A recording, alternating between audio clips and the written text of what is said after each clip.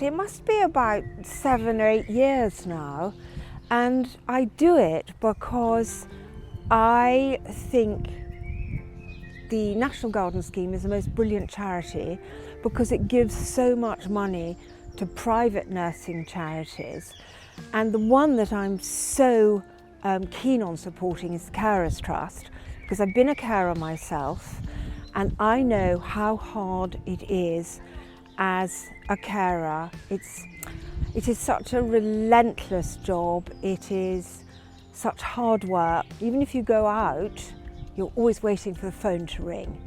And the only way that I was able to cope, I looked after my dear mother, was by escaping into the garden in the evening.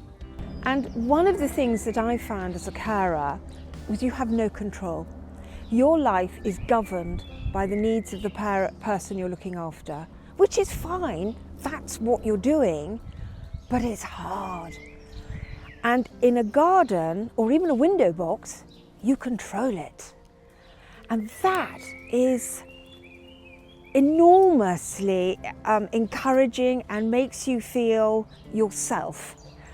And it's wonderful visiting gardens, and that's why another reason I opened for the NGS, because it gives people a chance to come and wander around a garden. It's a lot of preparation to do, a lot. So I work here all year round, come rain or shine, to get the garden up and ready, move plants around. It's very meticulous, the work we do in this garden. It's so complex, all the plants.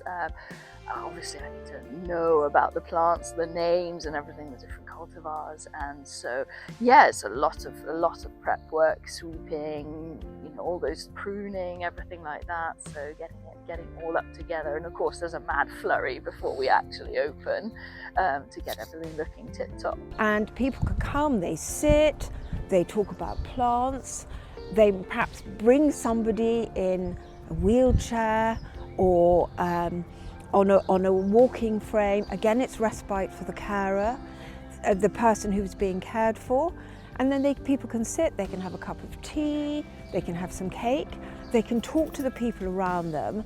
So it's not, when you visit a garden, you don't have to be in your own little bubble, you can talk to other people, which again is wonderful for carers because it can be very lonely, very shut in. I honestly don't know how I would have coped with being a carer or anything else in my life if I didn't have gardening as a solace and a way of refreshing the spirit.